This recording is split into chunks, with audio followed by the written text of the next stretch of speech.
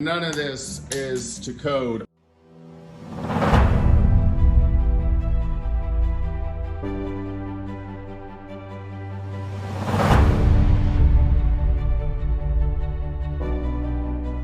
I think our best bet is just remove all this drywall everywhere. The bathroom in itself might be questionable. Everything has to be compliant. So with that, I think we just remove all this drywall here, get it properly insulated. We use 2x3s, build this all out. You have limited insulation up there, no insulation there. One other thing, Nathan, there's no reason to have this drop here in the ceiling. Really, the ceiling should be up here. It would be nicer, it's better. This tile was installed over drywall without any waterproofing. And there's all sorts of issues.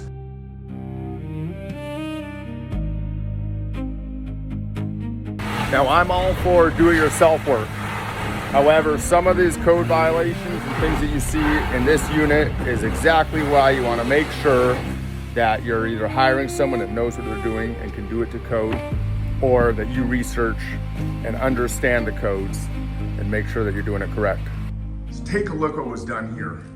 This is the panel.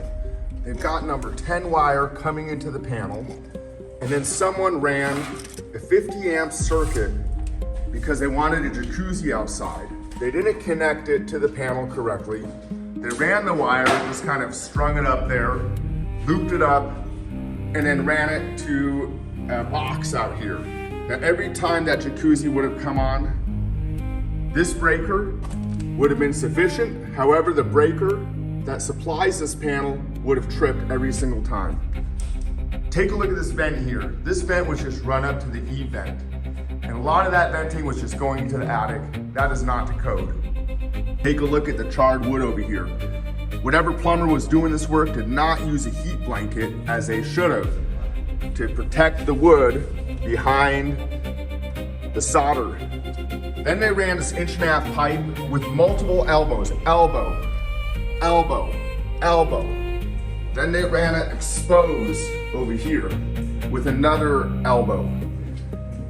And all those elbows could cause backup. Not just that, you can't have an exposed pipe like that. The good news is we're gonna completely remodel this space, and we're gonna convert this old garage into a proper ADU. They installed this door, they did a proper header above there, that's all good. But look at that. How is that header gonna support the roof above when these studs don't even reach that header? We did a lot of repairs down here, but this fascia needs to get primed and painted, cleaned first, of course, so that we can get the drip edge on there. So let me know if that's something you want us to do, or if you have a guy that will prime and paint all that fascia. It's so odd what's happening over here. There's nothing outside, everything is in here. It goes to here, from here, it shoots down to here, and it shoots this way, and then it jumps back over this way and does a 90, and then shoots over here, turns into galvanized pipe, is 8 feet down there. Your house line, water line is also galvanized pipe underneath here, because we discovered that. You have a roach colony down there. Take a look at that. Hello, roaches. Where's that crack? And I know John was mentioning this. There is some different electrical lacking in areas. Do you think that you would want a fan in each of these rooms? You could do a fan in the middle, and then a recess light, recess light, recess light, recess light.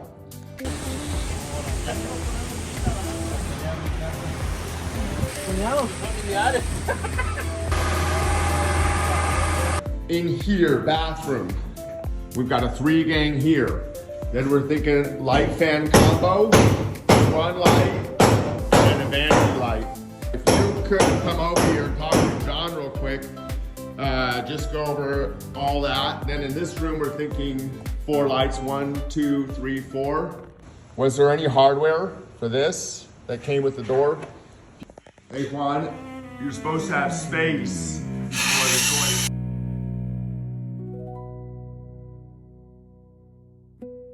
This wall was 1/2 inch off plumb. Yeah. And 1/2 1/2 inch on this end and 5/8 on this end. This doorway was measured from the plate to there for All 82 doors. inches.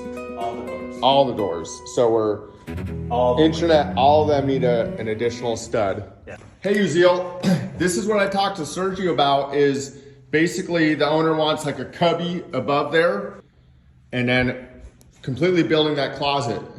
If you could get me a price on finishing up that closet just like he wants it with those joists up there and that plywood, and then doing that closet and then doing that fur out, that would be awesome.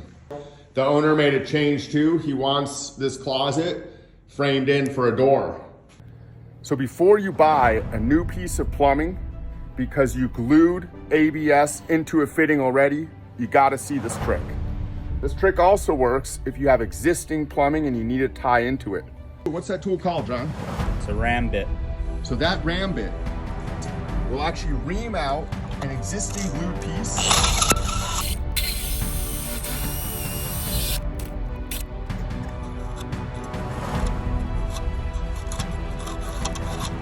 So now you make sure to clean it out a few times with the ream bit, back and forth. The pipe will fit right in there. So not only do we save that shower flange, which costs about $10 to $15, but when you're retrofitting new plumbing into old plumbing, you could use that same method. This was probably about 5 years ago, $850 for this unit that we're remodeling right now. 2 bedroom, 2 bath. These units go for about 30 grand, 3,500, somewhere around there. Vicor peel and stick house wrap. How are things looking, Ignacio?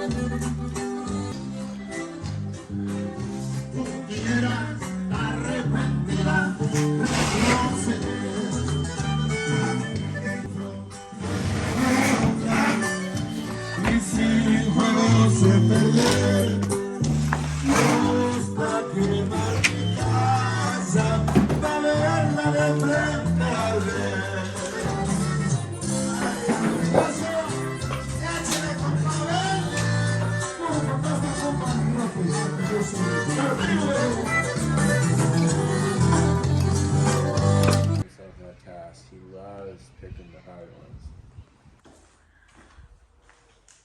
ones. Some of these windows are okay, but look, it's super narrow there and then it like widens up there. It's pretty funky.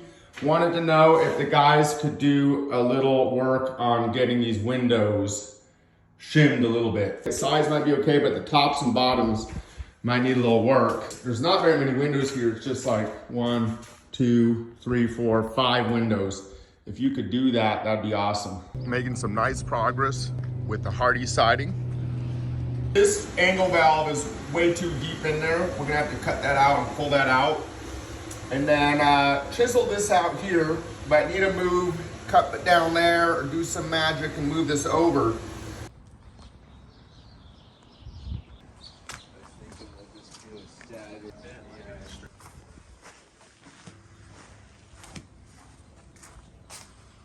We're also short on this one corner right here. John is working on finishing things up here. So a few quick notes. Toe kick. He's gonna put the toe kick piece on, but he's gonna leave it off the floor, and we're thinking, you know, you could do a baseboard or even some pieces like this. They sell them at Home Depot, just some trim. I could go all around because of the discrepancy in the floor height, being that this used to be a garage and this is not leveled off. I probably could get that labor down to your price if we just do the backsplash and don't do all this fancy stuff up here and then try to go inside the window and all that. The owner wants to spend a little less and go with just a super basic backsplash, just up to here, just at the bottom of this microwave to here, not inside the window, just finish at the window there and then just to there. Oh, also, of course, we have the security light up there, and then just an exterior outlet right there. All right, here it is. Put it all together. It's got these magnetic little closers. This is a real nice addition for the clients that live up in the front to have a nice rental unit that they can rent out. We actually built this house up here, you see up front, about 4 or 5 years ago. That was a little 1,200 square foot home built in the 1960s. And we added a second level. We added space in the front. We probably added a total of 1,500 square foot to that house. So we're on the final stages here. What you see behind me is the final end result of a garage converted into an ADU. Now, with the latest regulations, there's a lot of garages that can turn into an ADU. It used to be that you were required to keep a garage space for parking. However, under the new ADU regulations, we can now convert garages entirely into living space. It's become very popular. And here's the end result of the project that we started about 5 months ago. There was that ugly garage door here before, and there was just that T111's old wood siding. But we actually were able to keep the T111 in place and fill this in, and then we did a house wrap. And we didn't just use any house wrap, we used a peel and a stick to make sure that everything was really solid underneath all this, and we put on this really nice hardy. This is a pre-primed, pre-painted hardy, solar ready main panel. So now the tenants that live here will have their own electric. So let's walk in. So on this side, we added this door here. Coming home from surfing, you need to wash off that sand. Now you have this nice little feature here. We added a window up above, a transom window. We added a stoop here. So in my previous videos, I talked about some code violations. I talked about a lot of things that were done wrong here. The header above there wasn't even touching. There was an old 50 amp or 70 amp panel in place that wasn't rated. And the wires going to it were just number 10 wires, servicing a 50 amp breaker to a jacuzzi. So now we have bedroom 1, new window, LED lighting, mini split head for air conditioning, and then we have our living space, mini split head for air conditioning. Let's turn on the light here so we can see better. And there was an old kitchen here, which we took out and put in this new kitchen. The old kitchen used to be sitting off the wall, as this was an old garage. There's a curb down there. So we shimmed out all the walls, brought the wall out, and now this kitchen sits flat. Added the nook for the fridge.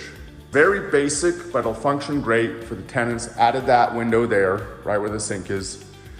And then we had these louvered doors, and there was a space issue here. So we actually did a barn door louvered door. These are just regular louvered doors you could purchase at Home Depot. And then the barn door track is something we got on Amazon. And now you have your double stack washer dryer in there. We also have our vent fan up there to make sure everything's ventilated here in this laundry space. Now we have our tankless water heater right here. Now this is an electric tankless water heater on demand. That means it only uses what is necessary.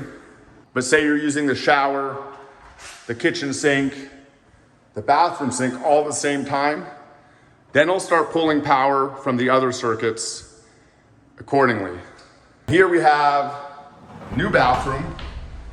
As you recall in the very first video, this bathroom was completely moldy. There was a little nook in here. So the owner decided, along with us, to go with this little corner unit. That way we can still have our door here. And this corner unit worked out. It has that little opening. We added the vanity, little mirror, little vanity light. Over here is bedroom 2. Also mini split head, keep things nice and cool, hot summer days. Little closet, little nook above the closet. And that's it. So this was once a garage, once an illegal ADU. We've now converted to a functioning, permitted ADU.